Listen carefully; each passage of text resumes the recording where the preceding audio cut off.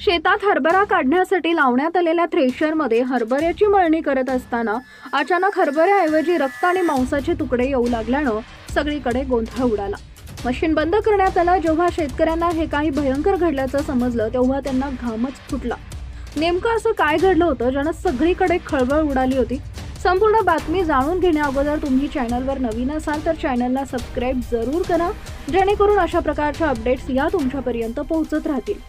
आज बेंबाला खुर्दमध्ये अनिल कळंके यांच्या शेतात हरभरा पिकांची मळणी सुरू असताना मृतक अमोल हा हरभऱ्याच्या गंजीवर चढून थ्रेशरमध्ये हरभरा टाकत होता।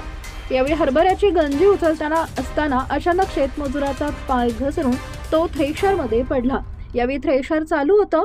मृतक अमोलचा डावा पाय थ्रेशरच्या पट्ट्यात अडकून आतमध्ये गेला।